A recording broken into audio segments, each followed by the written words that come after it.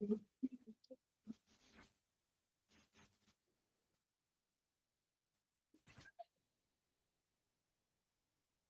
morning, all. Good morning, ma'am. Morning. Okay. നമ്മളെ കഴിഞ്ഞ ക്ലാസ്സിലെടുത്തൊക്കെ വായിച്ചു നോക്കിയായിരുന്നോ? Yes, sir.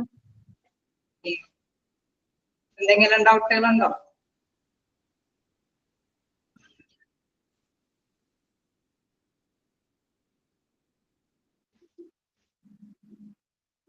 നമ്മുടെ ഒബ്ജക്റ്റീവ്സ് വരെയാണ് പറഞ്ഞു നിർത്തിയത് അല്ലേ? എംപ്ലോയീസ് ബെനിഫിറ്റ്സിന്റെ ഒബ്ജക്റ്റീവ്സ് വരെയാണ് പറഞ്ഞു നിർത്തിയത്.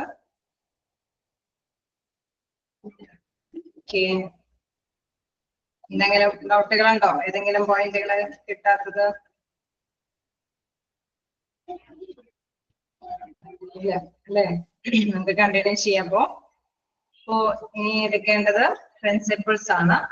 നമ്മൾ കണ്ടായിരുന്നു എംപ്ലോയീസ് ബെനിഫിറ്റ്സ് അല്ലെ? തീർച്ചയായിട്ടും ഒരു തൊഴിലുടമ തൊഴിലാളികൾക്ക് വേണ്ടിയിട്ട് എന്തെങ്കിലും ബെനിഫിറ്റ് ആയിട്ടുള്ള പാക്കേജുകൾ അവർക്ക് അവൈലബിൾ ആക്കി കൊടുക്കുകയാണെങ്കിൽ തീർച്ചയായിട്ടും അവരെ എഫിഷ്യന്റ് ആയിട്ട് അല്ലെ സംതൃപ്തിയോട് കൂടിയിട്ട് ജോലി ചെയ്യാനുള്ള സാഹചര്യങ്ങൾ ഒരുക്കുമ്പോൾ അവർ ആത്മാർത്ഥതയോട് കൂടിയിട്ട് നല്ല കാര്യക്ഷമതയോട് കൂടിയിട്ട് വർക്ക് ചെയ്യും. അങ്ങനെ വരുമ്പോൾ കമ്പനിയുടേതായിട്ടുള്ള നേട്ടങ്ങൾ നേടിയെടുക്കാനായിട്ട് സാധിക്കും. അപ്പൊ ഇത്തരത്തിലുള്ള ബെനിഫിഷ്യൽ ആയിട്ടുള്ള പാക്കേജുകളൊക്കെ കൊടുക്കുമ്പോൾ ശ്രദ്ധിക്കേണ്ട പ്രധാനപ്പെട്ട മറ്റൊരു കാര്യം എന്ന് പറയുന്നത് അതിന് തത്വാധിഷ്ഠിതമായിട്ടുള്ള രീതിയിലായിരിക്കണം ഈ ബെനിഫിഷ്യൽ പാക്കേജുകളൊക്കെ അവർക്ക് അവൈലബിൾ ആക്കേണ്ടത്. ഇൻ കേസ് അവർക്ക് എന്താണ് ആർക്കെങ്കിലും ഒരു അല്ലെ എന്തെങ്കിലും ഇൻട്രസ്റ്റബിൾ ആയിട്ട് ചിലപ്പോ ഒരു കൂട്ടിനോട് ഒരു ഫേവറബിൾ ആയിട്ടുള്ള കാര്യങ്ങൾ നിലപാടുകൾ സ്വീകരിക്കുകയാണെങ്കിൽ നമുക്കറിയാം ആ കമ്പനിക്ക് അല്ലെ അതിന്റെ ഉള്ളിൽ തന്നെ എന്താണ് ഡൈവേഴ്സിറ്റി ഫീൽ ചെയ്യാനൊക്കെ ആയിട്ട് സാധ്യതയുണ്ട്. അതുകൊണ്ട് തന്നെ എന്താണ് കമ്പനി കുറെ പ്രശ്നങ്ങൾ ഫേസ് ചെയ്യേണ്ടതൊക്കെ ഉണ്ട്. അപ്പൊ അതുകൊണ്ട് തന്നെ ഒരു തത്വമാധിഷ്ഠിതമായിട്ടുള്ള ചട്ടക്കൂടിന്റെ ഉള്ളിൽ തന്നെ നിന്നുകൊണ്ട് വേണം എന്താണ് എംപ്ലോയീസിന്റെ ബെനിഫിഷ്യൽ ആയിട്ടുള്ള പാക്കേജുകളൊക്കെ തീരുമാനമെടുക്കാനായിട്ട്. അപ്പൊ അത്തരത്തിലുള്ള പ്രിൻസിപ്പിൾസ് ആണ് ഇനി നമുക്ക് നെക്സ്റ്റ് നോക്കാനുള്ളത്. ഓക്കെ അല്ലേ? സ്റ്റാർട്ട് ചെയ്യാലോ?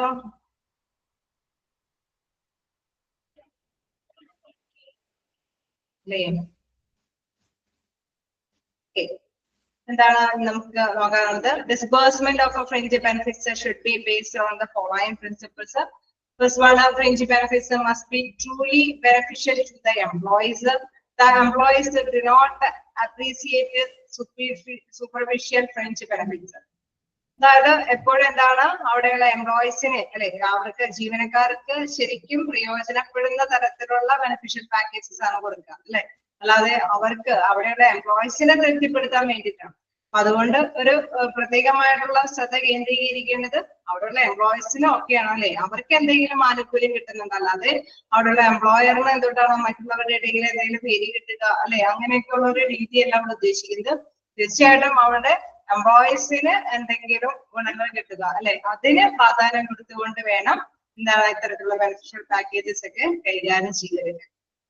നെക്സ്റ്റ് നോക്കുകയാണെങ്കിൽ fringe benefits must be provided out of sincere concern for the welfare of employees. അതായത് നമുക്കറിയാം അല്ലെ അവിടെ തീർച്ചയായിട്ടും ആത്മാർത്ഥമായിട്ടുള്ള താല്പര്യങ്ങൾക്ക് വേണ്ടിയിട്ട് അല്ലെ അവിടെ ഫ്രിഞ്ച് ബെനിഫിറ്റ് എന്ന് പറയുന്നത് അവർക്ക് ആ ഒരു ഓർഗനൈസേഷനിൽ വർക്ക് ചെയ്യാനായിട്ടുള്ള ആത്മാർത്ഥത ഉണ്ടാകണം എന്നുള്ള ഒരു മനോഭാവത്തോട് കൂടിയിട്ടായിരിക്കണം എന്താണ് ഇത്തരത്തിലുള്ള ബെനിഫിഷ്യൽ പാക്കേജുകളൊക്കെ പ്രൊവൈഡ് ചെയ്യാനായിട്ട്. The management should not experience any pressure, nor should they adopt a sense of superiority then because of their position as owners.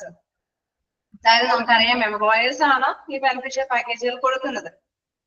അപ്പൊ അവരെന്താണ് ഈ അല്ലെ നമ്മുടെ ആനുകൂല്യം ലഭിച്ചുകൊണ്ടാണ് അവരിങ്ങനെയൊക്കെ നടക്കണേ അല്ലെ ആ ഒരു മനോഭാവം വെച്ചുകൊണ്ട് അവർക്ക് എന്തെങ്കിലും ബെനിഫിറ്റുകൾ കൊടുക്കാനായിട്ട് തയ്യാറാകും. എന്നുവെച്ചാൽ ഒരു അഹങ്കാരത്തോടെ അവർക്ക് ഓക്കെ നിങ്ങളൊക്കെ ഈ ഒരു സാലറി മാത്രമല്ല ചെയ്ത് ഞങ്ങൾ കുറച്ച് ആനുകൂല്യങ്ങളൊക്കെ തന്നിട്ടാണ് നിങ്ങൾക്ക് ഇങ്ങനെ അല്ലെ ആ ഒരു മനോഭാവം വന്നു കഴിഞ്ഞാൽ തീർച്ചയായിട്ടും എന്താണ് അവിടെയുള്ള എംപ്ലോയീസ് സിൻസിയർ ആയിട്ട് വർക്ക് ചെയ്യണമെന്നില്ല. അവർക്ക് ആത്മാർത്ഥമായിട്ട് തന്നെ എന്താണ് അവരുടെ പ്രകടനത്തിന് വേണ്ടിയിട്ട് തന്നെ തരുന്ന ഒരു ബെനിഫിഷ്യൽ ആയിട്ടുള്ള പാക്കേജ് ആണെന്നുള്ള ഒരു മനോഭാവത്തിന് വേണം ഇത്തരത്തിലുള്ള പാക്കേജുകളൊക്കെ തീരുമാനിക്കാനായിട്ട്. Nor should they adopt a sense of superiority because of their position as a donors. Okay, clear അല്ലേ? ആണോ? വരുന്ന 2 പോയിന്റ് 2 പോയിന്റ് നോക്കിയല്ലേ? ഓക്കെ. നെക്സ്റ്റ് നോക്കുകയാണെങ്കിൽ benefits should be proportionate to the cost. നമുക്കറിയാം തീർച്ചയായിട്ടും എംപ്ലോയർ കോസ്റ്റും കൂടി നോക്കിയിട്ടാണ് ബെനിഫിറ്റ് തീരുമാനിക്കുള്ളൂ അല്ലെ. ചെലവ് അല്ല അധികം എന്താണ് എന്തെങ്കിലും ഗുണമേന്മ അല്ലെ അവിടെയുള്ള എംപ്ലോയീസിനെ തൃപ്തിപ്പെടുത്തുന്നതിന് വേണ്ടിയിട്ട് ഒരുപാട് എക്സ്പെൻസീവ് ആയിട്ടുള്ള കാര്യങ്ങൾ ചെയ്തു കഴിഞ്ഞാൽ കമ്പനി നഷ്ടത്തിൽ പോകും അല്ലെ. അതുകൊണ്ട് തന്നെ കോസ്റ്റിന് അനുസരിച്ചിട്ടുള്ള ബെനിഫിഷ്യൽ പാക്കേജ് മാത്രമാണ് തീരുമാനിക്കാൻ പാടുള്ളൂ. That administration of a fringe benefits must be well planned and should be considered by everyone അല്ലെ. അവിടെ നമുക്ക് മനസ്സിലാക്കേണ്ട ഒരു പ്രധാനപ്പെട്ട കാര്യം ഏതെങ്കിലും ഒരു കാറ്റഗറിയിലുള്ള പേഴ്സൺസിന് മാത്രമായിട്ട് എന്തെങ്കിലും ബെനിഫിഷ്യൽ ആയിട്ടുള്ള പാക്കേജസ് കൊടുക്കാനായിട്ട് പാടില്ല അല്ലെ. അവിടെ എല്ലാവർക്കും അവിടെയുള്ള എംപ്ലോയീസിന് എല്ലാവർക്കും ഇൻഡസ്ട്രീവ് ആയിട്ടുള്ള അല്ലെ എല്ലാവർക്കും കൂടി പരിഗണന തരത്തിലുള്ള കിട്ടുന്ന തരത്തിലുള്ള ബെനിഫിഷ്യൽ പാക്കേജുകളാണ് അവിടെ അഡോപ്റ്റ് ചെയ്യേണ്ടത്. ഓക്കെ. ഒരു കൂട്ടം വ്യക്തികൾക്ക് വേണ്ടി മാത്രം ആനുകൂല്യം വരുമ്പോൾ നമുക്കറിയാം ചിലപ്പോൾ അല്ലെ മേൽത്തട്ടിലുള്ള വ്യക്തികൾക്ക് മാത്രം ടോപ്പിലുള്ള വ്യക്തികൾക്ക് മാത്രം ആനുകൂല്യങ്ങൾ കൊടുക്കുമ്പോൾ തീർച്ചയായിട്ടും എന്താണ് കീഴ് ഉദ്യോഗസ്ഥർക്ക് അവരോട് ഒരു അമർഷം ഉണ്ടാകും അല്ലെ. നമ്മളും ഓട്ടോമാറ്റിക്കലി നന്നായിട്ട് വർക്ക് ചെയ്യുന്നവരാണ്, നമ്മൾക്ക് ഒരു പരിഗണനയും തരുന്നില്ല എന്നുള്ളൊരു മനോഭാവം ഉണ്ടാവാനായിട്ടുള്ള സാധ്യതയുണ്ട്. അപ്പൊ എന്തെങ്കിലും പാക്കേജുകൾ തീരുമാനിക്കുമ്പോൾ എല്ലാവരെയും കൺസിഡർ ചെയ്യണം. The concern of employees should be respected as far as possible, and the negotiating capacity of the labor union should also be taken into consideration. Okay, എല്ലാവരെയും ബഹുമാനിക്കണം അല്ലെ. അവിടെയുള്ള എല്ലാ എംപ്ലോയീസിനെയും ഒരു മാന്യതയോടുകൂടി കൈകാര്യം ചെയ്യേണ്ടതിന് വേണ്ടിയിട്ട് നമുക്കറിയാം ചർച്ചയിലൂടെയൊക്കെ ഒരു തീരുമാനം എടുത്തിട്ട് വേണമെങ്കിൽ ഇത്തരത്തിലുള്ള ബെനിഫിഷ്യൽ പാക്കേജുകളൊക്കെ തീരുമാനിക്കാം. ഇൻ കേസ് ഒരു ട്രേഡ് യൂണിയൻ ഒക്കെ ഉള്ള ഒരു കമ്പനിയാണ് എങ്കിൽ അവരുടെയൊക്കെ അല്ലെ ലീഡേഴ്സിനൊക്കെ പാർട്ടിസിപ്പേറ്റ് ചെയ്യിപ്പിച്ചിട്ട് ഒരു ചർച്ച സംഘടിപ്പിച്ചിട്ട് വേണമെങ്കിൽ ഇത്തരത്തിലുള്ള തീരുമാനങ്ങൾ എടുക്കാൻ സാധിക്കും. അപ്പൊ അവിടെയുള്ള എല്ലാവരെയും അല്ലെ തുല്യ പരിഗണന, എല്ലാവർക്കും ഒരു തുല്യ ബഹുമാനം കൊടുക്കുന്ന രീതിയിൽ തന്നെ കൈകാര്യം ചെയ്ത് കൊണ്ടുപോകാനൊക്കെ ആയിട്ട് സാധിക്കും. അപ്പൊ ഇതും അടുത്തൊരു പ്രിൻസിപ്പിൾസ് ആണ് പറയുന്നത്. ബെനിഫിഷ്യൽ പാക്കേജുകൾ തീരുമാനിക്കുമ്പോൾ എല്ലാവരെയും കൂടി മെമ്പർഷിപ്പ് അല്ലെ എല്ലാവരെയും കൂടി പരിഗണന കിട്ടുന്നതിന് വേണ്ടിയിട്ട് എന്താണ് യൂണിയൻ ട്രേഡ് യൂണിയൻ ഒക്കെ ഉണ്ടെങ്കിൽ അവരെ എല്ലാവരെയും കൂടി ഉൾപ്പെടുത്തിയിട്ട് ഒരു തീരുമാനം എടുക്കുക, ചർച്ചയിലൂടെ തീരുമാനം എടുക്കുക. ഓക്കെ അല്ലേ? യാണോ? ഓക്കെ. ഇതിനെന്താണ് നെക്സ്റ്റ് പറയാനുള്ളത്? It should be possible to estimate the cost of a benefits and adequate finance should be made available. അല്ലെ നമ്മളെപ്പോഴും വില കണക്കാക്കാനായിട്ട് ഒരു ഇവാലുവേറ്റ് ചെയ്യാനായിട്ട് സാധിക്കണം അല്ലെ. ഇന്ന ബെനിഫിഷ്യൽ കൊടുക്കുമ്പോൾ ഇത്രയൊക്കെ കോസ്റ്റ് വരാനായിട്ടുള്ള സാധ്യതയുണ്ട് അല്ലെ. അപ്പൊ അതുകൊണ്ട് തന്നെ ഈ സഹായങ്ങളെല്ലാം അവർക്ക് ഇൻ കേസ് നമുക്കറിയാം ചില ബെനിഫിഷ്യൽ പാക്കേജുകൾ തീരുമാനിക്കും, പക്ഷെ അവർക്ക് മതിയായ രീതിയിൽ അവരുടെ കൈകളിൽ എത്താനായിട്ട് സാധിക്കാതെ വരും. അപ്പൊ അത് തീരുമാനിക്കുമ്പോൾ തന്നെ മനസ്സിലാക്കണം അവരുടെ കൈകളിലേക്ക് ഫിനാൻസ് എത്താനായിട്ട് പറ്റുമോ അല്ലെ, ആ രീതിയിലുള്ള കോസ്റ്റ് ആണോ ഉള്ളത് അല്ലെ, ആ ഒരു എസ്റ്റിമേറ്റ് തയ്യാറാക്കാനായിട്ട് അതിന് ബേസിൽ തന്നെയായിരിക്കണം ഇത്തരത്തിലുള്ള പാക്കേജുകളൊക്കെ തീരുമാനിക്കാനായിട്ട്. It should be possible to estimate the cost of benefits and adequate finance should be made available. അപ്പൊ അതനുസരിച്ചിട്ട് തന്നെ എല്ലാവരെയും കൈകളിലേക്ക് എത്താനായിട്ട് സാധിക്കും. ഇൻ കേസ് എസ്റ്റിമേറ്റ് തയ്യാറാക്കിയിട്ടാണ് കൈകാര്യം ചെയ്യുന്നെങ്കിൽ എന്താണോ ബെനിഫിറ്റ് അത് കൃത്യമായിട്ട് തന്നെ എംപ്ലോയീസുകളുടെ കൈകളിൽ എത്താനായിട്ടും സാധിക്കും എന്നുള്ളത്. ഓക്കെ അല്ലേ? 2 പോയിന്റും കൂടി ഉണ്ട്, നോക്കാം. The benefit must be broad based as possible. That is, it should be applicable to as large a number of employees as possible. എവിടെ തീർച്ചയായിട്ടും നമ്മൾ പറഞ്ഞു എന്താണ് ബോർഡ് അധിഷ്ഠിതമായിട്ടുള്ള രീതിയിൽ അല്ലെ, അതായത് കഴിയുന്നത്ര ജീവനക്കാരെ നമ്മൾ ഉൾപ്പെടുത്തണം. നമ്മൾ പറഞ്ഞത് എല്ലാവരെയും കൂടി കൺസിഡർ ചെയ്തിട്ട് വേണം എന്തെങ്കിലും തീരുമാനം എടുക്കാൻ അല്ലെ. അതുകൊണ്ട് തന്നെ എല്ലാ ജീവനക്കാർക്കും ബാധകമായിട്ടുള്ള രീതിയിൽ തന്നെ ബ്രോഡ് ബേസിലായിട്ടായിരിക്കണം ഇത്തരത്തിലുള്ള പെൻഷൻ ബെനിഫിറ്റ് പാക്കേജുകളൊക്കെ തീരുമാനമെടുക്കുക. The benefit must be broad based as possible. That is, it should be applicable to as large a number of employees as possible. അതില് എന്താണ് അത്രയും ഇതിന്റെ ഉള്ളില് അല്ലെ ഈ ബെനിഫിറ്റ് കിട്ടാൻ പറ്റുന്ന അത്രയും ആൾക്കാരെ ഉൾക്കൊള്ളിച്ചുകൊണ്ട് തന്നെ ആയിരിക്കണം തീരുമാനങ്ങൾ എടുക്കാനായിട്ട്. നമുക്കറിയാം പരമാവധി ആൾക്കാരെ ഉൾക്കൊള്ളിക്കണമെന്ന് പറയുമ്പോഴും ചിലപ്പോൾ ഒരു വിഭാഗം പേരെ എങ്കിലും ചിലപ്പോൾ ഇത്തരത്തിലുള്ള അല്ലെ മറ്റാനുകൂല്യങ്ങൾ ഉൾപ്പെടുത്തി കൊടുക്കേണ്ടത് കൊണ്ട് തന്നെ ചിലപ്പോൾ അവരെ വിട്ടുപോകേണ്ടതായിട്ട് വരും. അതെ, അതിനേക്കാൾ അപ്പുറം പരമാവധി ഇതിൽ ഉൾക്കൊള്ളിക്കാൻ പറ്റുന്നവരെ അല്ലെ അതിനെ കൺസിഡർ ചെയ്തിട്ട് വേണം ഇത്തരത്തിലുള്ള ബെനിഫിഷ്യൽ പാക്കേജ് തീരുമാനിക്കാനായിട്ട്. നെക്സ്റ്റ് നോക്കുകയാണെങ്കിൽ എന്താണ്, employee should be well informed about using the benefits to maximum advantage. For example, if it is monetary from employees should be educated on how to invest wisely or how to use sensibly and not to misuse every the money received. അതായത് നമുക്കൊരു പാക്കേജുകൾ ഉണ്ടെങ്കിൽ അല്ലെ, അവിടെയുള്ള എല്ലാ എംപ്ലോയീസിനും ചിലപ്പോൾ എന്താണ് അതിനനുസരിച്ചിട്ടുള്ള എങ്ങനെയാണിത് കൈകാര്യം ചെയ്യേണ്ടതെന്നൊക്കെ ഉള്ള ഒരു കൃത്യമായിട്ടുള്ള നോളജ് അറിവ് ഉണ്ടാവണമെന്നില്ല അല്ലെ. ഒരു സാലറിക്ക് പുറമെ അഡീഷണൽ ആയിട്ട് ഒരു ബെനിഫിറ്റ് കിട്ടുമ്പോൾ ചിലരൊക്കെ എന്താണ് എന്തെങ്കിലുമൊക്കെ ഒരു പോളിസിയും അല്ലെങ്കിൽ എന്തെങ്കിലുമൊക്കെ ഒരു സ്കീമിലൊക്കെ മെമ്പർഷിപ്പ് ആയിട്ട് അത് ഇൻവെസ്റ്റ് ചെയ്യും അല്ലെ. അങ്ങനെ എന്താണ് പിന്നീട് വരുമ്പോൾ ഒരു ബൾക്ക് എമൗണ്ട് ആയിട്ടൊക്കെ അവർക്ക് അത് നേടിയെടുക്കാൻ സാധിക്കും. അപ്പൊ നമ്മൾ കൃത്യമായിട്ടുള്ള ഇത്തരത്തിലുള്ള മാക്സിമം അഡ്വാൻറ്റേജസ് നേടിയെടുക്കാൻ കഴിയുന്ന തരത്തിലുള്ള ഇൻഫോർമേഷൻസ് എല്ലാവരിലേക്കും പറഞ്ഞ് മനസ്സിലാക്കി കൊടുക്കാനായിട്ട് സാധിക്കണം. Employees should be well informed about using the benefits അല്ലെ, അതിന്റെ ഉപയോഗം, ആ ഒരു ബെനിഫിറ്റ് അഡീഷണൽ ആയിട്ടുള്ള ബെനിഫിറ്റ് കിട്ടുമ്പോൾ അതിന്റെ എത്രത്തോളം ഉപയോഗമുണ്ട് എന്നുള്ള കാര്യത്തിനെ കുറിച്ചിട്ടുള്ള ഒരു അറിവ് അതിന് അവർക്ക് പകർന്നു കൊടുക്കണം.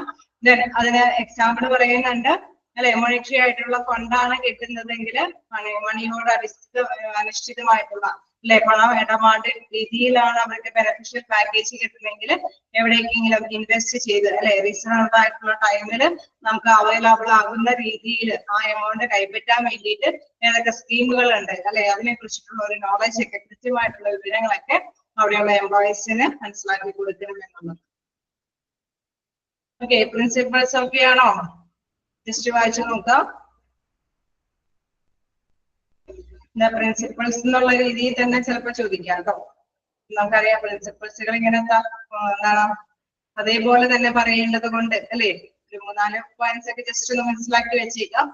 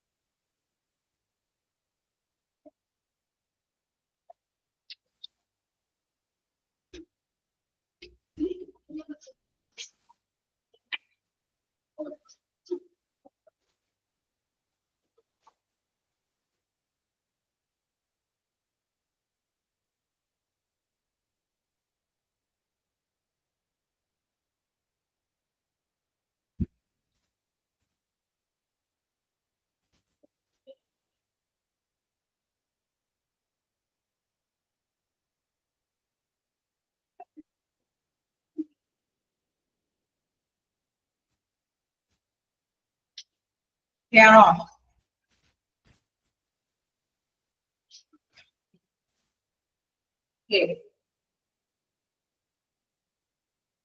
ഭാഗത്തേക്ക് പോകാം. ഏതെങ്കിലും പോയിന്റുകൾ ഉണ്ടോ?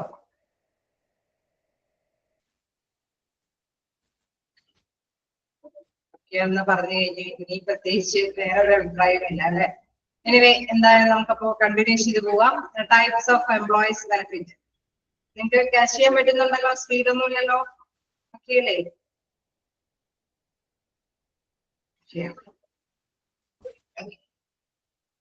നെക്സ്റ്റ് നോക്കാനുള്ളത് ടൈപ്സ് ഓഫ് എംപ്ലോയീസ് ബെനിഫിറ്റ്സ് ആണ്. അതൊരു ഫ്ലോ ചാർട്ട് രൂപേണ നമുക്ക് തന്നിട്ടുണ്ട്. ഏതൊക്കെ രീതിയിലാണ് ഈ ബെനിഫിഷ്യൽ ആയിട്ടുള്ള പാക്കേജുകൾ എംപ്ലോയീസിന് കൊടുക്കാൻ പറ്റുന്നത് എന്നുള്ളതാണ്. അതില് ടൈപ്സിൽ ഫ്രിഞ്ച് ബെനിഫിറ്റ്സില് ഫസ്റ്റ് കാറ്റഗറൈസ് ചെയ്തിട്ട് വരുന്നുണ്ട് എന്താണ്, payment for time not worked അല്ലെ. അവിടെ എന്താണ് വർക്ക് ഇങ്ങനെ അഡീഷണൽ ആയിട്ടൊക്കെ വർക്ക് ചെയ്യുന്ന ഒരുപാട് പേരുണ്ട്. ഹോളിഡേയിൽ വർക്ക് ചെയ്യുന്ന പേരുണ്ടാവും അല്ലെ. ഷിഫ്റ്റ് പ്രീമിയങ്ങളൊക്കെ കിട്ടുന്ന തരത്തിലുള്ള വർക്ക് ചെയ്യുന്നവരുണ്ടാവും. തീർച്ചയായിട്ടും നമുക്കറിയാം അവിടെ എല്ലാവരെയും കൺസിഡർ ചെയ്യണം അല്ലെ. എന്നാൽ മാത്രമാണ് അവര് അഡീഷണൽ ആയിട്ടുള്ള അല്ലെങ്കിൽ എന്താണ് കറക്റ്റ് ടൈം ആകുമ്പോഴേക്കും അവരവരുടെ കാര്യം നോക്കി പോകും അല്ലെ. കാരണം എന്തെങ്കിലും ബെനിഫിഷ്യൽ പാക്കേജ് ഉണ്ടെങ്കിൽ അവർ അഡീഷണൽ ഡ്യൂട്ടി ചെയ്യാനായിട്ട് തയ്യാറാവും അല്ലെ. അപ്പൊ അതുമായി ബന്ധപ്പെട്ടുള്ള എന്തെങ്കിലും ബെനിഫിഷ്യൽ പാക്കേജുകളുണ്ട്. അതേമാതിരി തന്നെ എംപ്ലോയീസ് സെക്യൂരിറ്റി, നമുക്കറിയാം ജോലി എന്ന് പറയുമ്പോൾ അതിനൊരു സുരക്ഷിതത്വം വേണം അല്ലെ. എംപ്ലോയീസ് തീർച്ചയായിട്ടും സുരക്ഷിതമായിട്ടുള്ള ഒരു ജോലിയായിരിക്കും എപ്പോഴും തിരഞ്ഞെടുക്കാനായിട്ട് ശ്രമിക്കുക അല്ലെ.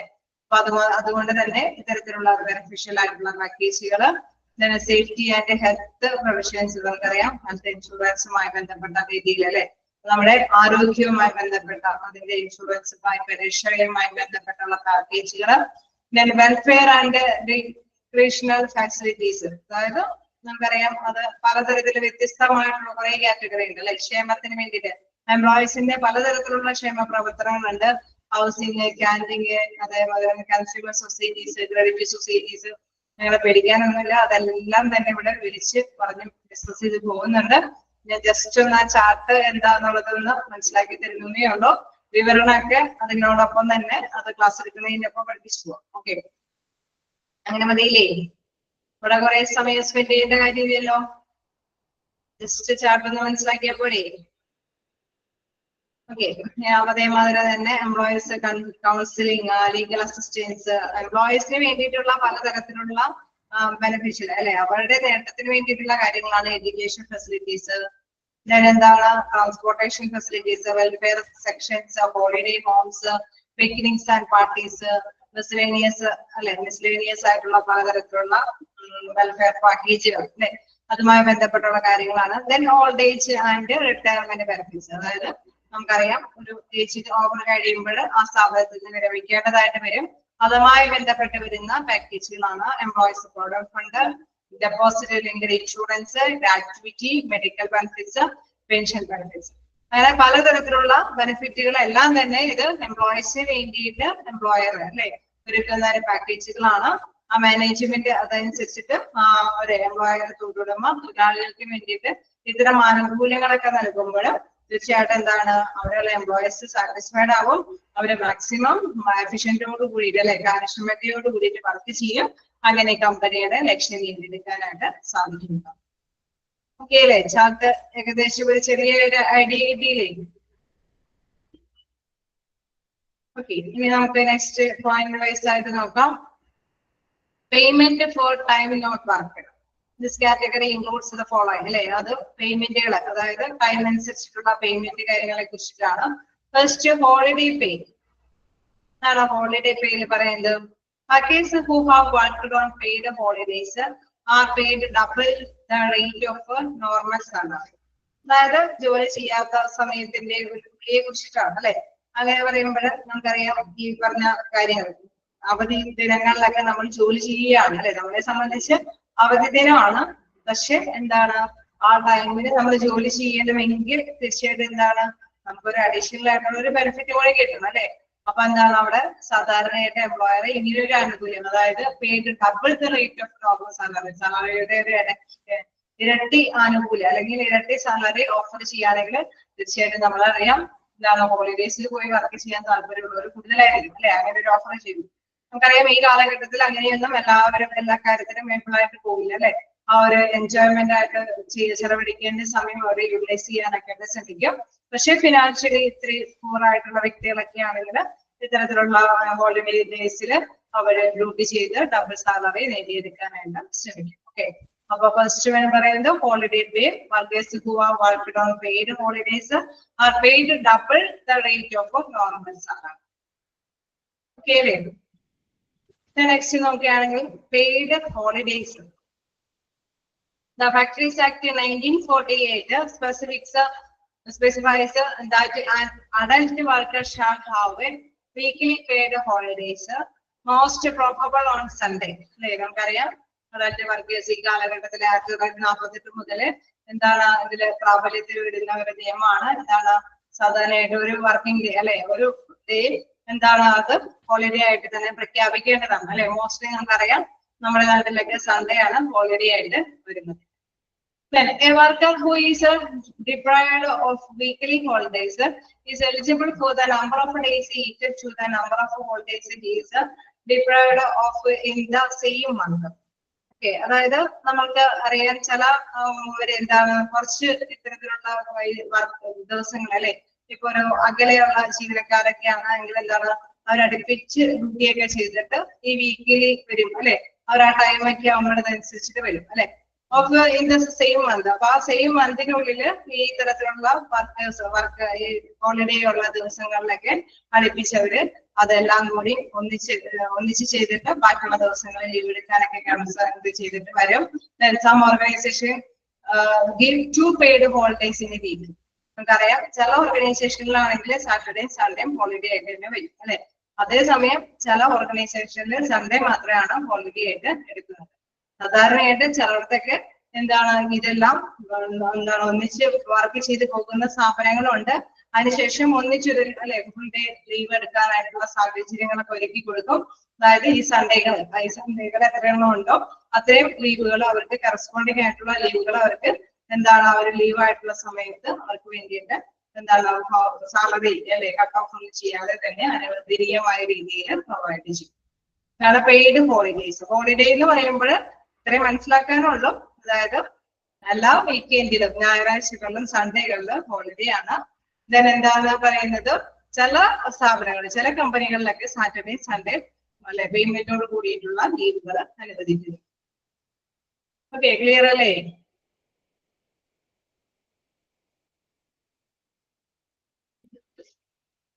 ഓക്കെ, നെക്സ്റ്റ് നോക്കാനുള്ളത് ഷിഫ്റ്റ് പ്രീമിയം.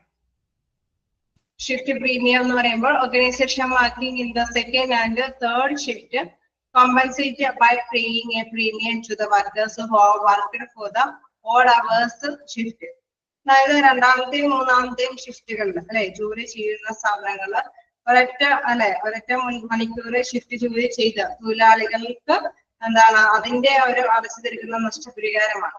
ചിലപ്പോ എന്താണ് ഇവര് ഷിഫ്റ്റുകൾ എന്താണ് അടുപ്പിച്ച് അല്ലെ ചെയ്ത് നമുക്കറിയാം ചിലപ്പോഴൊക്കെ ഒന്നിച്ച് ഷിഫ്റ്റുകൾക്ക് അല്ലെ ഒരു സാധാരണയായിട്ട് ഷിഫ്റ്റിന് ഒരു ഗ്യാപ്പ് ഉണ്ടാവും. ചിലപ്പോ അവരെല്ലാവരും എന്താണ് ആ ഷിഫ്റ്റുകളെല്ലാം അടുപ്പിച്ച് ചെയ്തിട്ട് ഒരു ഡേ എന്താണ് ഹോളിഡേസ് ആയിട്ട് എടുക്കും. സാധാരണയായിട്ട് ഷിഫ്റ്റ് ഡ്യൂട്ടി കഴിയുമ്പോൾ ഒരു ഗ്യാപ്പ് ഒരു ഹോളിഡേ പ്രൊവൈഡ് ചെയ്യാറുണ്ട് മിക്കവാറും സ്ഥാപനങ്ങളിലൊക്കെ. ചിലപ്പോഴൊക്കെ എന്താണ് ഇവര് ഷിഫ്റ്റ് ഡ്യൂട്ടികളൊക്കെ ഉള്ള ദിവസങ്ങളെല്ലാം കൂട്ടിച്ചേർത്തെടുക്കും. അതനുസരിച്ചുള്ള ലീവുകൾ അഡ്ജസ്റ്റ് ചെയ്യും. നമുക്കറിയാം ഏതൊരു സ്ഥാപനത്തിലും അതിൻ്റെതായിട്ടുള്ള റൂൾസ് ആൻഡ് റെഗുലേഷൻസ് ഉണ്ടാകും. അപ്പൊ അതനുസരിച്ചിട്ട് തന്നെയായിരിക്കും അവരത് കൈകാര്യം ചെയ്യുന്നത്. കാരണം ജീവനക്കാരുടെ ഇടയിലൊന്നും മിസ്അണ്ടർസ്റ്റാൻഡിംഗ് അല്ലെ അവർക്ക് പരസ്പരം യോജിച്ചു പോകാവുന്ന തീരുമാനങ്ങളൊക്കെ ആയിരിക്കും പ്രധാനമായിട്ടും എടുക്കുന്നത് അല്ലെ. അപ്പൊ അത്തരത്തില് നമ്മുടെ ലീവുകൾക്ക് എന്താണ് എംപ്ലോയർ തീർച്ചയായിട്ടും എന്താണ് ഫ്രീ ആയിട്ടുള്ള അല്ലെ സാലറി അനുവദിക്കുന്നതാണ് ഇവിടെ എടുത്തു പറയുന്നത്. Paid vacation. Workers who have worked for 40 days in a calendar year in the manufacturing and plantation sector are entitled for a paid vacation at the rate of 1 day for every 20 days worked in case of adult workers and at the rate of 1 day for every 15 days worked in the case of minors. അതായത് അവിടെ working ഡേയ്സുകൾ അവിടെ calculate ചെയ്ത് പറയുകയാണ്. നമ്മൾ നേരത്തെ പറഞ്ഞ സൺഡേയുടെ ആ ഒരു വേരിയേഷനിൽ നിന്ന് ഇത്തിരി കൂടി വ്യത്യസ്തമായിട്ടാണ്.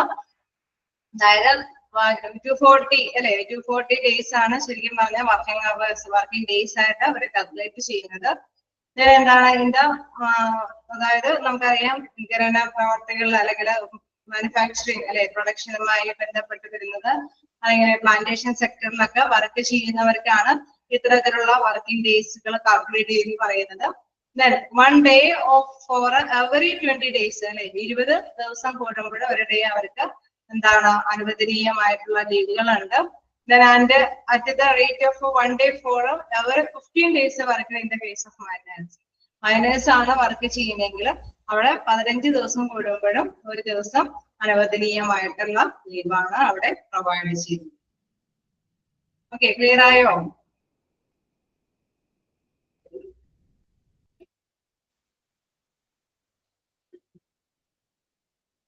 യാണോ? ഓരോരോ ഇതുകളാണ് ആനുകൂല്യങ്ങളെ കുറിച്ചിട്ടാണ് വിവരിക്കുന്നത്. ഓക്കെ, അപ്പൊ നമ്മൾ നേരത്തെ പറഞ്ഞ വീക്കിലി ഉള്ള ഒരു വ്യത്യസ്തമായിട്ടുള്ള ഒരു ഇതാണ് ഖനന തൊഴിലാളികൾ അല്ലെങ്കിൽ പ്ലാന്റേഷൻ തോട്ട തൊഴിലാളികളെ അവർക്കൊക്കെ എന്താണ് ഇത്തരത്തിലുള്ള ഡേയ്സ് കാൽക്കുലേറ്റ് ചെയ്തിട്ടാണ് അവരുടെ ആനുകൂല്യങ്ങൾ നിശ്ചയിക്കുന്നത്.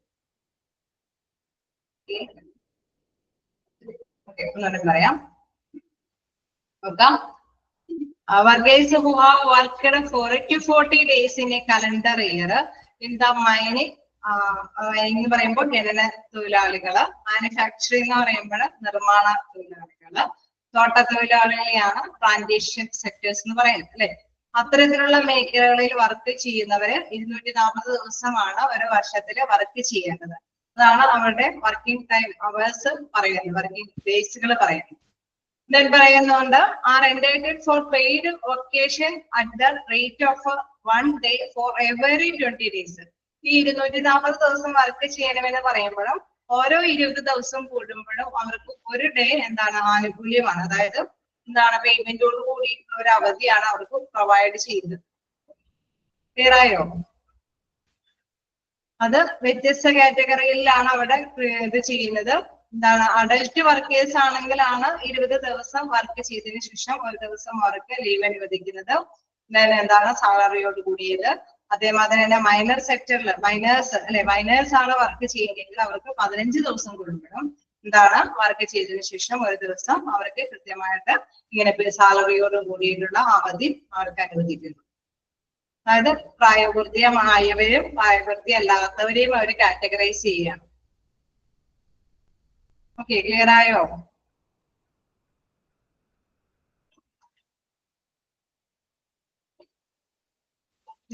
നമുക്ക് നെക്സ്റ്റ് നോക്കാനുള്ളത് എംപ്ലോയീസ് സെക്യൂരിറ്റി ആണ്. അപ്പോ ഈ ഫസ്റ്റ് കാറ്റഗറി എന്ന് പറയുമ്പോൾ payment for time not work അല്ലെ. അവിടെ എന്താണ് ഹോളിഡേയ്സിൽ വർക്ക് ചെയ്യുന്നതുമായി ബന്ധപ്പെട്ടുള്ള ആനുകൂല്യങ്ങളാണ് അവിടെ എടുത്ത് പറയുന്നത്. ചിലപ്പോ നമുക്കറിയാം അല്ലെ, വ്യത്യസ്ത ഒരുപാട് ഡിസ്ട്രിക്ട് അകലങ്ങളിൽ അല്ലെ ഡ്യൂട്ടി ചെയ്യുന്നവരൊക്കെ എന്താണ് ഇങ്ങനെ അവർക്ക് അനുവദനീയമായിട്ടുള്ള ഡേയ്സുകളിലൊക്കെ ഒന്നിച്ച് വർക്ക് ചെയ്തിട്ട് അവരെന്ത് ചെയ്യും, ഒന്നിച്ച് ഹോളിഡേയ്സ് ഒക്കെ എടുത്ത് നാട്ടിലോട്ട് വരും അല്ലെ. അപ്പൊ അവർക്ക് എന്താണ് കൃത്യമായിട്ട് തന്നെ ആനുകൂല്യങ്ങൾ ലഭ്യമാവുകയും ചെയ്യും. അവരുടെ സാലറിക്കൊന്നും അല്ലെ അവിടെ ഡിഡക്ഷൻ ഒന്നും വരികയില്ല. അപ്പൊ ഇത്തരത്തിലുള്ള വ്യത്യസ്തമായിട്ടുള്ള ആനുകൂല്യങ്ങളാണ് പൊതുവെ പറയുന്നത് അല്ലെ. സാധാരണയായിട്ട് നമ്മുടെ നാടുകളിലൊക്കെ നമുക്കറിയാം സൺഡേ ആണ് ഹോളിഡേ ആയിട്ട് വരുന്നത്. ഇത്രയും സൺഡേ നമുക്കറിയാം ഒരു ബേസിക് പേ അല്ലെങ്കിൽ ഒരു മന്ത്ലി പേയുടെ ആനുകൂല്യത്തിൽ പെടുന്ന സൺഡേസ് ആണ് ഇതെല്ലാം. അതേമാതിരി തന്നെ എന്താണ് ഷിഫ്റ്റ് ഡ്യൂട്ടികളും കാര്യങ്ങളൊക്കെ വരുമ്പോഴും ഇത്തരത്തിലുള്ള ആനുകൂല്യങ്ങൾ അവര് കൊടുക്കുന്നുണ്ട്. അതായത് എംപ്ലോയിക്ക് വേണ്ടിയിട്ട് കൊടുക്കുന്നുണ്ട്. ഓക്കെ, ക്ലിയർ അല്ലേ? അപ്പൊ ഇതും ഈ രീതിയിലും എന്താണ് പേയ്മെന്റ് ഫോർ ടൈമില് വരാവുന്ന പോയിന്റ്സുകളാണ്. ആ ഹെഡിങ്സ് ഒക്കെ ജസ്റ്റ് ഒന്ന് മനസ്സിലാക്കി വെച്ചേരും.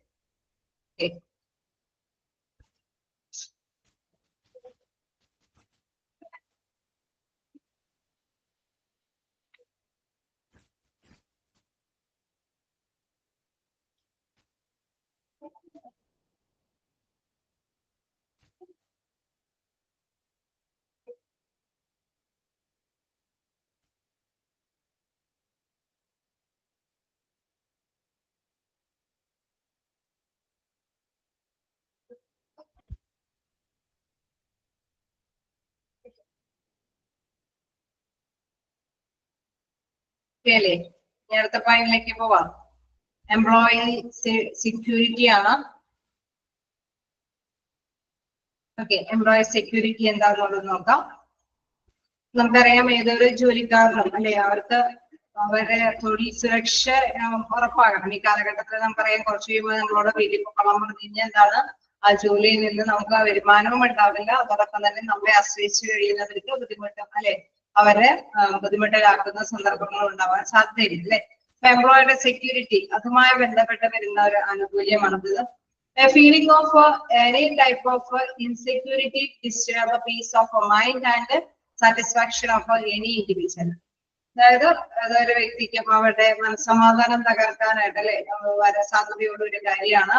ഇൻഡിവിജ്വൽസിന് സാറ്റിസ്ഫാക്ഷൻ ഇല്ലാത്ത ഒരു കാര്യമാണ് എന്തെന്ന് പറയുന്നത് ഇത്തരത്തിലുള്ള ഒരു ഡിസ്റ്റർബ് അല്ലെ.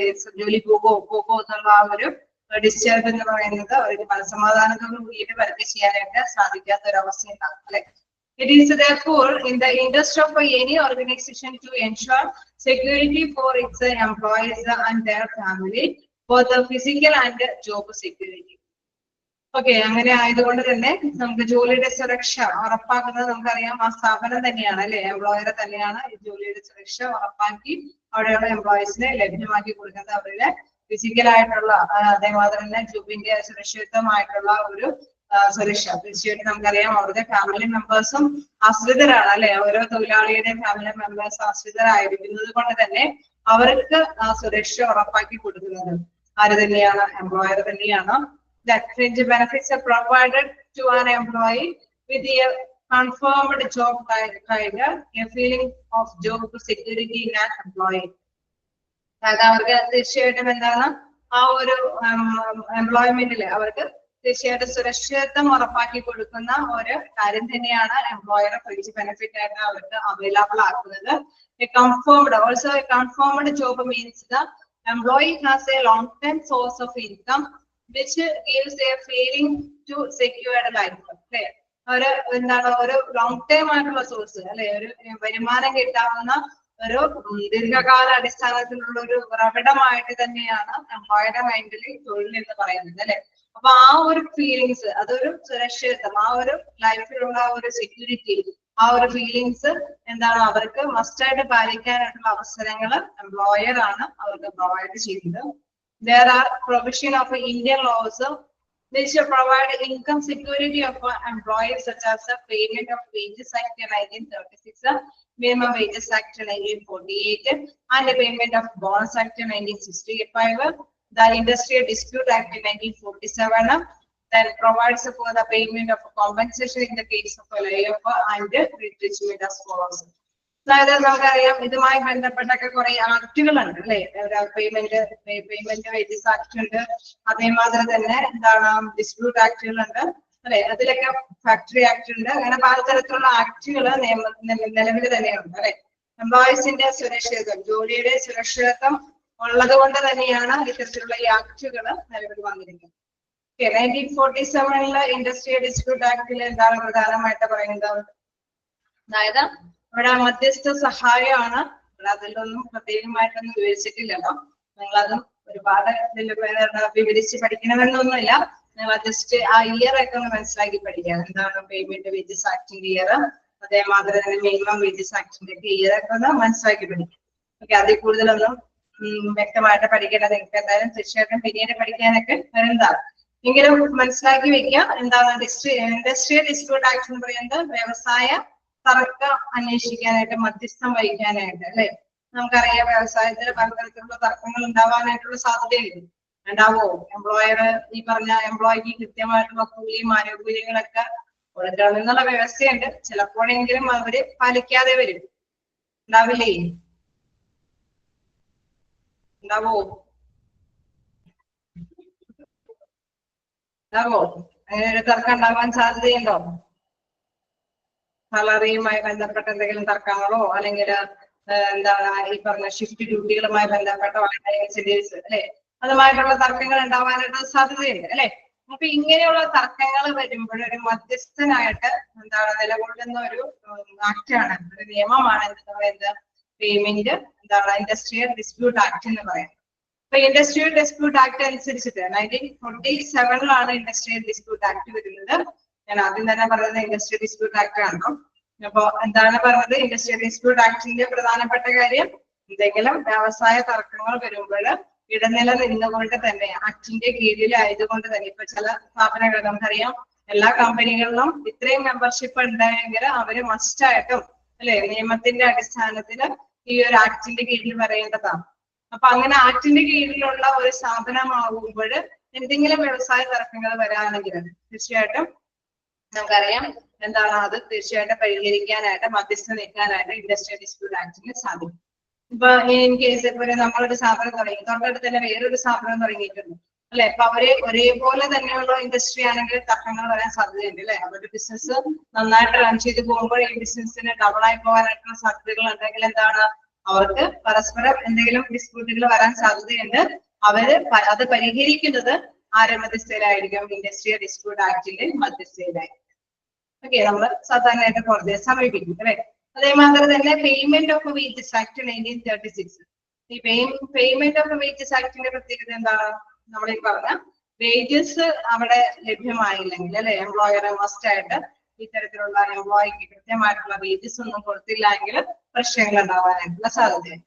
അപ്പൊ അവരെന്താണ് കോടതിയെ സമീപിക്കാനായിട്ട് നിലപാടെടുക്കും. തീർച്ചയായിട്ടും എന്താണ് ഈ ആക്ടിന്റെ കീഴിൽ വരുന്നവരാണ് എങ്കിൽ തീർച്ചയായിട്ടും ആക്ടിനനുസരിച്ചിട്ട് നമുക്കറിയാം കൃത്യമായിട്ടുള്ള എഗ്രിമെന്റിന്റെ ബേസിലായിരിക്കും ഏതൊരു തൊഴിലാളിയും ജോലിയിൽ പ്രവേശിക്കുന്നത് അല്ലെ. അതനുസരിച്ചിട്ട് അവർക്ക് അർഹമായ വേതനങ്ങളോ അല്ലെങ്കിൽ ഈ പറഞ്ഞ ബെനിഫിറ്റ്സുകളോ ഒന്നും കിട്ടിയില്ലെങ്കിൽ തീർച്ചയായിട്ടും എന്താണ് കോടതി ഇടപെട്ട് ഈ ആക്ടിന്റെ കീഴിലുള്ളത് കൊണ്ട് അതിനനുസരിച്ചിട്ടുള്ള ഫേവറബിൾ ആയിട്ടുള്ള നടപടികൾ എടുക്കും. അതേമാതിരി തന്നെയാണ് മിനിമം വേജസ് ആക്ട് 1948 പറയുന്നത് അല്ലെ. ഒരു മിനിമം വേജസ് അവർക്ക് കൃത്യമായിട്ടുള്ള അർഹത നേടിയെടുക്കുന്ന ഒരു കാര്യം തന്നെയാണ്. തീർച്ചയായിട്ടും എന്താണ് അവർക്ക് അർഹതപ്പെട്ട മിനിമം വേജസ് ലഭ്യമായിട്ടില്ല എങ്കിലും തീർച്ചയായിട്ടും എന്താണ് ഈ ആക്ടിന്റെ കീഴിൽ നിന്നുകൊണ്ട് തന്നെ അവർക്ക് അർഹമായത് നേടിയെടുക്കാൻ സാധിക്കും. അതേമാതിരി തന്നെ പേയ്മെന്റ് ഓഫ് ബോണസ് ആക്ട്. എന്താണ് ബോണസ് ആക്ട് പറയുന്നത്? ബോണസ് എന്ന് പറയുന്നത് എന്താണ് കൊടുക്കുക? എല്ലാ കമ്പനികളും ബോണസ് കൊടുക്കണമെന്ന് നിർബന്ധമുണ്ടോ? അവിടെയും ഉണ്ട് ഇങ്ങനെ റെസ്ട്രിക്ഷൻസ്. അതായത് ഇത്രയും മെമ്പേഴ്സ് ഉള്ള കമ്പനിയാണ് എങ്കിൽ അവിടെ എന്താണ് തീർച്ചയായിട്ടും ബോണസ് അവർക്ക്, അതായത് ഇത്തരത്തിലുള്ള ഫെസ്റ്റിവൽ സീസണുകളൊക്കെ വരുമ്പോൾ എംപ്ലോയറുടെ ക്ഷേമം അല്ലെ നല്ല രീതിയിലുള്ള എഫിഷ്യന്റ് ആയിട്ട് പ്രവർത്തിക്കുന്ന എംപ്ലോയിക്ക് വേണ്ടിയിട്ട് ചില ബോണസുകളൊക്കെ പേയ്മെന്റ് കൊടുക്കുക അല്ലെ. അങ്ങനെ ബോണസുകളൊന്നും കൊടുക്കുന്നില്ല എങ്കിലും തീർച്ചയായിട്ടും തൊഴിലാളിയുടെ പേരില് എന്താണ് ഈ ആക്ടിന്റെ കയ്യിലെ ആക്ടിന്റെ നിയമവശം എടുത്തുകൊണ്ട് തന്നെ സമീപിക്കാവുന്നതാണ്. അവർക്ക് ആവശ്യമായിട്ടുള്ള ആനുകൂല്യങ്ങൾ നേടിയെടുക്കാവുന്നതാണ്. അപ്പൊ ഈ ആക്ടുകളിലേക്ക് നമുക്കറിയാം ഷോർട്ട് ആൻസറും കാര്യങ്ങളൊന്നുമില്ല. അതുകൊണ്ട് അല്ലെ നമുക്കൊരു എസ്എ ക്വസ്റ്റ്യനോ അങ്ങനെയൊന്നും കാര്യങ്ങളൊന്നും നിങ്ങൾക്ക് ചോദിക്കുന്നില്ല. ജസ്റ്റ് അതുകൊണ്ട് തന്നെ ആക്ടുകളുടെയൊക്കെ ഇയേഴ്സ് ഒന്ന് മസ്റ്റ് ആയിട്ട് മനസ്സിലാക്കി പഠിക്കും. ഓക്കെ, ഈ ആക്ടുകളെല്ലാം നമുക്കറിയാം ആർക്ക് വേണ്ടിയിട്ടുള്ളതാണ്? എംപ്ലോയീസിന് വേണ്ടിയിട്ടുള്ളതാണ്. എംപ്ലോയീസിന് മധ്യസ്ഥം കിട്ടാൻ വേണ്ടിയിട്ടുള്ള ആക്ടുകളാണ് അല്ലെ. അവസാനം പറയുന്നുണ്ട് provides for the payment of compensation in case of lay off and retrenchment as follows. അതേമാതിരി തന്നെ എന്തെങ്കിലും ലേ ഓഫ് കോമ്പൻസേഷൻ കിട്ടേണ്ടതുണ്ടെങ്കിൽ അല്ലെങ്കിൽ റിട്രെഞ്ച്മെന്റ് കോമ്പൻസേഷൻ ഒക്കെ കിട്ടേണ്ടതുണ്ടെങ്കിലും അതും ഈ ആക്ട് അല്ലെ രീതിയിൽ കൃത്യമായിട്ട് തന്നെ എംപ്ലോയിക്ക് ലഭ്യമാക്കി കൊടുക്കേണ്ടതാണ്. ഓക്കെ, അതൊക്കെ ലോയുടെ അടിസ്ഥാനത്തിൽ അല്ലെ നിയമത്തിന്റെ അടിസ്ഥാനത്തിൽ വരുന്ന കാര്യങ്ങളാണ്. നമുക്കറിയാം നിയമത്തിന്റെ കീഴിൽ വരുമ്പോൾ എന്താണ് അവിടെ നമുക്കൊരു എവിഡൻസ് ഉണ്ട്, കൃത്യമായിട്ട് അർഹതപ്പെടുന്നവർക്ക് അർഹിക്കുന്നത് നേടിയെടുക്കാനായിട്ട് സാധിക്കുമെന്നുള്ളത്. ക്ലിയർ ആണോ?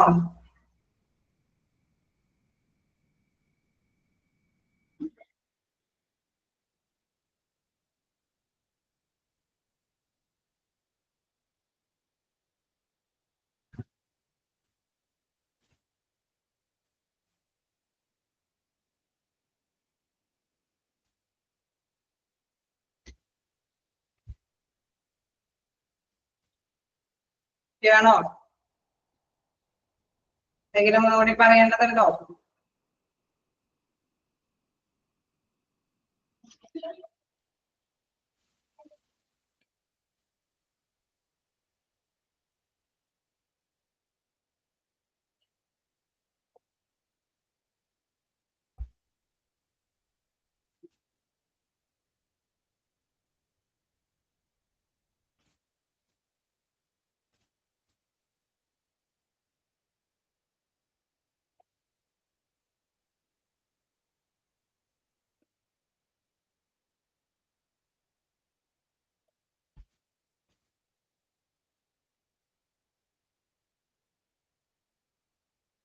ാണോ?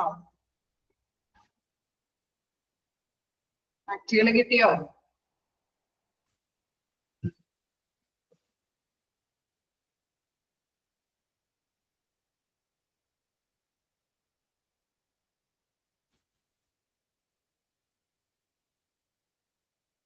ഒന്നുകൂടി പറയേണ്ടതുണ്ടോ ആർക്കെങ്കിലും?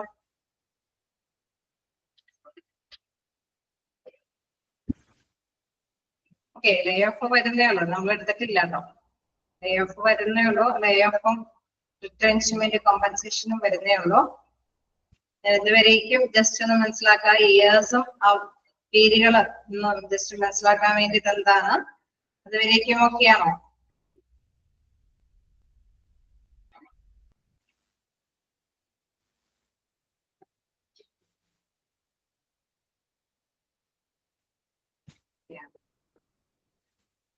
ഓക്കെ, അപ്പൊ നമുക്ക് നെക്സ്റ്റ് ലേ ഓഫിലേക്ക് പോവാം.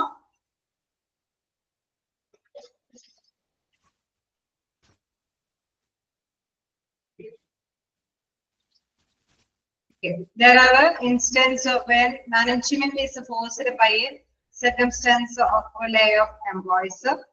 In instance of layoff, employees are entitled to a layoff compensation at the rate of 50% of the total basic wages and dearness allowance for the period of their layoff. Excluding, അതായത് ഈ ഒരു ലേ of വരാനായിട്ടുള്ള സാധ്യത എന്താണെന്നറിയോ?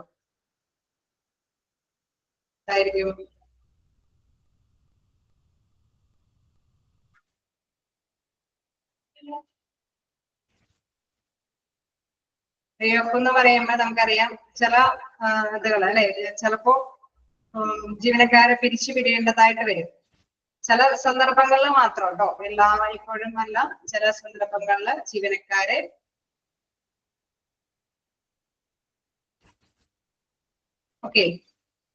ജോലിയൊക്കെ കുറയുമ്പോൾ ജീവനക്കാരെ പിരിച്ചുവിടേണ്ടതായിട്ട്. അങ്ങനെയുള്ള സന്ദർഭങ്ങളിലും അവർക്ക് ഒരു സുരക്ഷിതത്വം ഉറപ്പാവണം അല്ലെ. അവർക്ക് തീർച്ചയായിട്ടും എന്താണ്, ജോലിയെ ബേസ് ചെയ്തിട്ടായിരിക്കും അവരുടെ ആശ്രിതരൊക്കെ കഴിയുന്നത് അല്ലെ.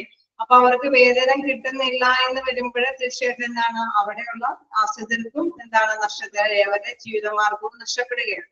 അപ്പൊ അതുകൊണ്ട് തന്നെ ജോലി സുരക്ഷ എന്ന് പറയുന്ന ഒരു കാര്യത്തില് ഇങ്ങനെ ലേ ഓഫ് അനുവദിക്കുന്ന അല്ലെ, ജീവനക്കാരെ പിരിച്ചുവിടുന്ന സമയങ്ങളിലും അവർക്കൊരു നിശ്ചിത ആനുകൂല്യങ്ങൾ എംപ്ലോയർ പ്രൊവൈഡ് ചെയ്യും അല്ലെ. അപ്പൊ അതെന്താന്നുള്ളതാണ്. There are instances when management is forced by circumstances to lay off employees അല്ലെ. അവരെ ഫോഴ്സ് ചെയ്തിട്ട് അല്ലെ, അവർക്ക് ചിലപ്പോൾ വേണമെങ്കിൽ എന്താണ് ഈ ജോലി കണ്ടിന്യൂ ചെയ്ത് കൊണ്ടുപോകാൻ സാധിക്കാത്ത ഒരവസ്ഥയിലേക്ക് വരുമ്പോൾ എന്താണ് കുറച്ച് നാളത്തേക്കൊക്കെ പിരിച്ചുവിടേണ്ടതായിട്ട് വരും.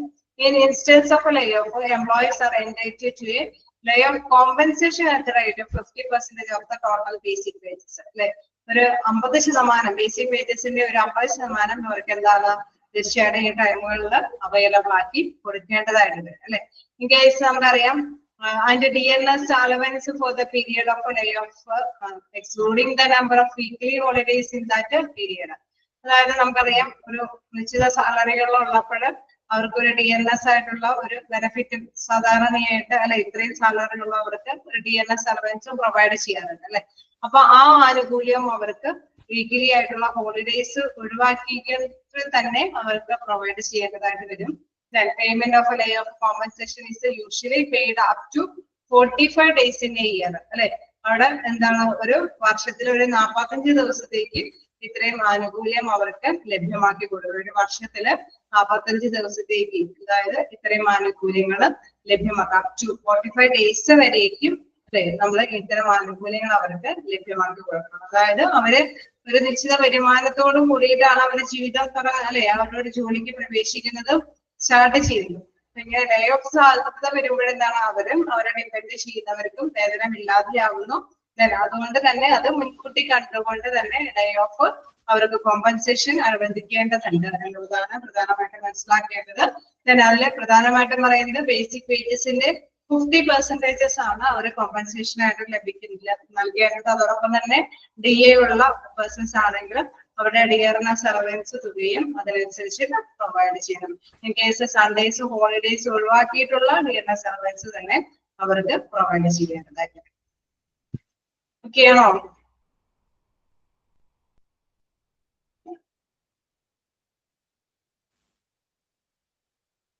ഓക്കെ ആണോ? വീണ്ടും ഒരു റിട്രെഞ്ച്മെന്റ് കോമ്പൻസേഷൻ വരുന്നുണ്ട് അല്ലെ. അവിടെ റിട്രെഞ്ച്മെന്റ് കോമ്പൻസേഷൻ എന്ന് പറയുമ്പോൾ പിരിച്ചുവിട നഷ്ടപരിഹാരം തന്നെയാണ്. അതായത് തീർച്ചയായിട്ടും എന്താണ് ഒരു 50 കൂടുതൽ അല്ലെ ജീവനക്കാരെ തൊഴിലാളികളെ ജോലിക്ക് എടുക്കുന്ന സീസണൽ അല്ലാത്ത വ്യവസായ സ്ഥാപനങ്ങളുണ്ടാവും അല്ലെ. അപ്പൊ അങ്ങനത്തെ വ്യവസായ സ്ഥാപനങ്ങളിലും ഒരു വർഷത്തെ തുടർച്ചയായ വേതനത്തിന് ശേഷമാണ് അത് പിരിച്ചുവിടുന്നത്. നോക്കാം. It is A mandatory four A non-seasonal industrial establishment employing 50 or more workers to give 1 month notice or 1 month wages to all the workers who are retrenched after 1 year of continuous service. Okay, ഒരു വർഷത്തിൽ കൂടുതൽ അവരെ continuous ആയിട്ട് സേവനം ചെയ്തിട്ടുള്ള workers ആണ് എങ്കിൽ അല്ലെ അവരെ പിരിച്ചുവിടുന്നതിന് മുമ്പ് തന്നെ എന്താണ് പ്രധാനമായിട്ട് പറയുന്നുണ്ട് 50 അതിൽ കൂടുതലോ തൊഴിലാളികളെ ജോലിക്ക് എടുക്കുന്ന സീസണിലല്ലാത്ത വ്യവസായ സ്ഥാപനങ്ങളെ ആ സ്ഥാപനത്തിന്റെ പ്രത്യേകതയുണ്ട്. ഇത്രയും മെമ്പേഴ്സിനെ ജോലിക്ക് എടുക്കുന്ന അല്ലെ അത്തരത്തിലുള്ള സ്ഥാപനങ്ങളാണ്. അങ്ങനെയുള്ള സ്ഥാപനങ്ങളിൽ ഒരു വർഷത്തിൽ തുടർച്ചയായ സേവനത്തിന് ശേഷം പിരിച്ചുവിടുന്ന ഏതെങ്കിലും ഒരു തൊഴിലാളിയാണെങ്കിലും ഇപ്പോ സീസൺ മറ്റൊരു കാര്യം പ്രധാനമായിട്ട് പറയുകയാണെങ്കിൽ എന്താണ് ചില ഇൻഡസ്ട്രികൾ അല്ലെ ചില വ്യവസായങ്ങൾ എന്ന് പറയുമ്പോൾ ഇങ്ങനെ ചിലപ്പോൾ ഏതെങ്കിലും പിരിച്ചുവിടേണ്ടതായിട്ടുള്ള സന്ദർഭങ്ങൾ ഉണ്ടാവാം അല്ലെ. അപ്പൊ അവര് എന്താണ് ഒരു മാസം മുമ്പ് തന്നെ അവർക്ക് അതിനനുസരിച്ചുള്ള നോട്ടീസ് കൊടുക്കണം, അല്ലെങ്കിൽ ഒരു മാസത്തെ വേതനവും അതനുസരിച്ചിട്ട് നൽകിയിട്ട് വേണം പിരിച്ചുവിടാനായിട്ട് അല്ലെ. അത് നിർബന്ധമായിട്ടുള്ള ഒരു കാര്യമാണ്, മാൻഡേറ്ററി ആയിട്ടുള്ള ഒരു കാര്യമാണ് അല്ലെ. ഒരു വർഷത്തിൽ കൂടുതൽ കണ്ടിന്യൂസ് ആയിട്ടുള്ള ഒരു ജീവനക്കാരനെ പിരിച്ചുവിടും. 50 കൂടുതലായിട്ടുള്ള വർക്കേഴ്സുള്ള സ്ഥാപനത്തിൽ നിന്ന് പിരിച്ചുവിടുമ്പോൾ തീർച്ചയായിട്ടും എന്താണ് ഒരു മാസത്തെ വേതനം അവർക്ക് കൊടുക്കണം. ഒരു മാസം മുമ്പെങ്കിലും നിങ്ങളെ പിരിച്ചുവിടുന്നു എന്നുള്ള കാര്യം അവരെ കൃത്യമായിട്ട് തന്നെ ഇൻഫോം ചെയ്യണം അല്ലെ. അതനുസരിച്ചിട്ടായിരിക്കണം അവർക്ക് മറ്റെവിടെയെങ്കിലും തൊഴിൽ നോക്കാനായിട്ട് സാധിക്കുകയുള്ളൂ അല്ലെ. അതുകൊണ്ട് തന്നെ അത് കൺസിഡർ ചെയ്തിട്ട് വേണം ഇത്തരം കാര്യങ്ങളൊക്കെ മുന്നോട്ട് പോകാനായിട്ട്. വീണ്ടും പറയുന്നുണ്ട് എന്താണ് വീണ്ടും പറയുന്നത് this compensation paid at the rate of 15 days wages for every completed year of service with a maximum of 45 days wages in a year. അതായത് കോമ്പൻസേഷൻ റേറ്റ് 15 days wages അതായത് 15 ദിവസത്തിന്റെ വേതനം അതാണ് അവർക്ക് കൊടുക്കേണ്ടത്. അവര് കംപ്ലീറ്റഡ് ഓഫ് സർവീസ് ചെയ്ത് കഴിയുമ്പോൾ ഓരോ എത്ര വർഷം അവർ സർവീസ് ചെയ്തിട്ടുണ്ടോ ആ സർവീസ് ചെയ്തതിന്റെ അടിസ്ഥാനത്തില് അവർക്ക് എന്താണ് 15 ഡേയ്സിന്റെ വേജസ് അവർക്ക് കാൽക്കുലേറ്റ് ചെയ്ത് കൊടുക്കണം. വിത്ത് maximum of 45 days wages in year. അതായത് 45 ദിവസത്തെ വേതനം എടുത്ത് കാൽക്കുലേറ്റ് ചെയ്യുമ്പോൾ അതിനേക്കാൾ അത് കൂടാനായിട്ട് പാടില്ല. മിനിമം 150 അല്ലെ 15 ഡേയ്സിന്റെ വേജസ് കാൽക്കുലേറ്റ് ചെയ്ത് കൊടുക്കണം. അത് എന്താണ് 45 ദിവസം. ഇപ്പൊ നമുക്കറിയാം 1 വർഷം 2 വർഷം 3 വർഷമൊക്കെ വർക്ക് ചെയ്യുന്നവരുണ്ടാവും അല്ലെ. അപ്പൊ 1 വർഷത്തിലാണെങ്കിൽ നമുക്കറിയാം എന്താണ് 15 ഡേയ്സിന്റെ ഒക്കെ സാലറി ആണ് എങ്കിൽ മാക്സിമം എന്താണ് 45 ദിവസത്തിന്റെ സാലറി എങ്കിലും ആ വർഷത്തിന്റെ അടിസ്ഥാനത്തിൽ അവർക്ക് കാൽക്കുലേറ്റ് ചെയ്തിട്ട് എന്താണ് വേജസ് ആയിട്ട് കൃത്യമായിട്ടുള്ള ബൾക്ക് എമൗണ്ട് അല്ലെ ഒരു ഫിക്സ് എമൗണ്ട് അവർക്ക് ഒരു മാസത്തിന് മുമ്പ് തന്നെ ഇൻഫോർമേഷൻ കൊടുക്കുകയും വേണം. ഈ വർക്കായിട്ടുള്ള എമൗണ്ട് അവർക്ക് പ്രൊവൈഡ് ചെയ്യാൻ വേണം. Workers are entitled for compensation even in case of a closing down of the organization. അല്ലെ ഒരു വർഷത്തെ പരമാവധി 45 ദിവസമാണ് അവർക്ക് അല്ലെ. അങ്ങനെ വരുമ്പോൾ എന്താണ് അടച്ചുപൂട്ടിയാൽ പോലും തൊഴിലാളികൾക്ക് ഒരു നഷ്ടപരിഹാരത്തിന് ഇപ്പോ കമ്പനി അടച്ചുപൂട്ടിയാൽ പോലും തൊഴിലാളിക്ക് എന്താണ് ഇത്തരത്തിലുള്ള നഷ്ടപരിഹാരത്തിന് അർഹതയുണ്ട് എന്നുള്ളതാണ്. ഓക്കെയാണോ?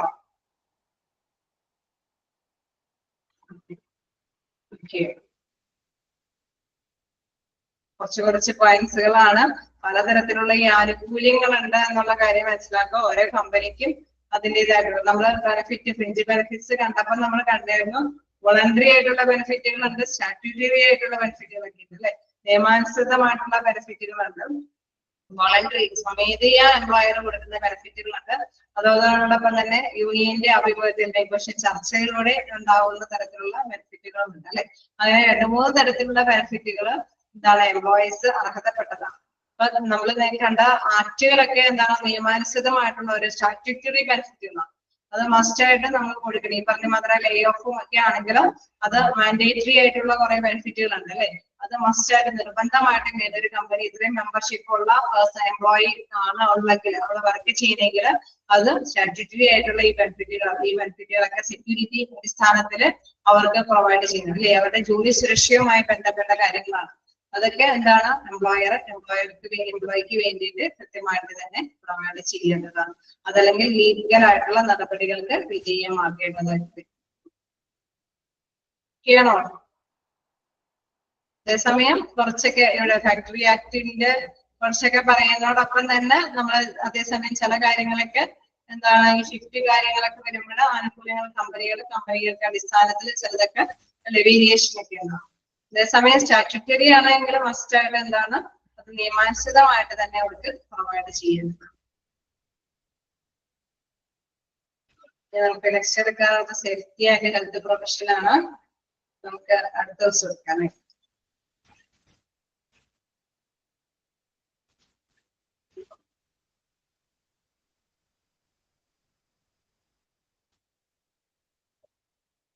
ആക്ടിന്റെ ഒക്കെ ഇയേഴ്സും ഇതൊക്കെ നിങ്ങൾ നോക്കി മനസ്സിലാക്കണമല്ലോ, പഠിച്ചു പോകണം. അതേമാതിരി തന്നെ ലേ ഓഫ് അല്ലേ, അത് എത്ര പെർസെന്റേജ് ആണ് കൊടുക്കണേന്നുള്ള കാര്യം ജസ്റ്റ് നോക്കിയത്.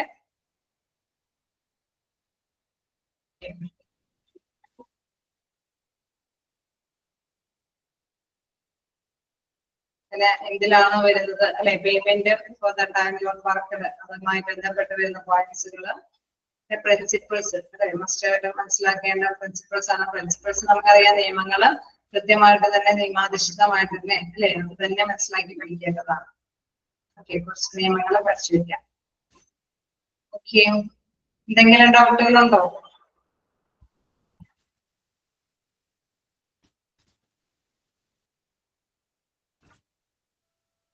എന്തെങ്കിലും പോയിന്റുകൾ അൺമ്യൂട്ട് ആക്കിയിട്ടുണ്ട്, ഏതെങ്കിലും പോയിന്റുകളുടെ ഡൗട്ടുകളുണ്ടോ?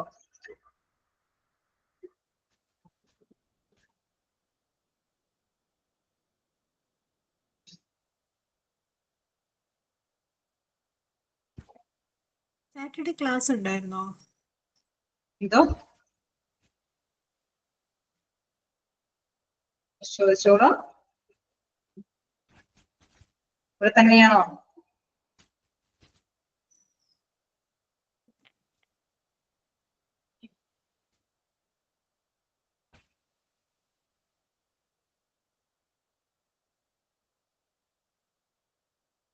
സാറ്റർഡേ ക്ലാസ് ഉണ്ടായിരുന്നോ മാം? ഇല്ല ഇല്ല, സാറ്റർഡേ ഉണ്ടായിരുന്നില്ല.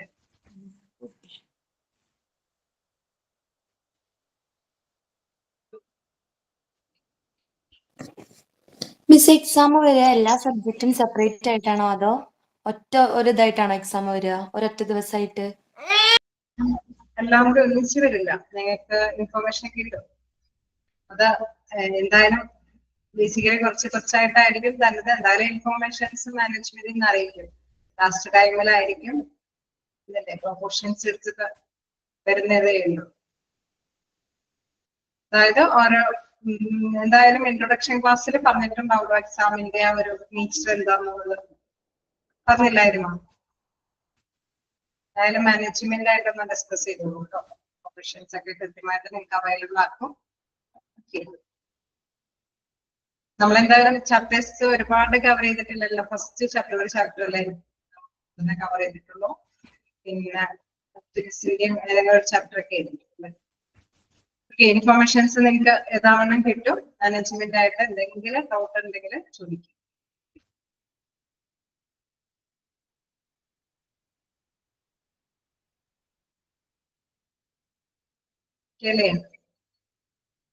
അപ്പൊ നമുക്ക് നെക്സ്റ്റ് ക്ലാസ്സിൽ കാണാം.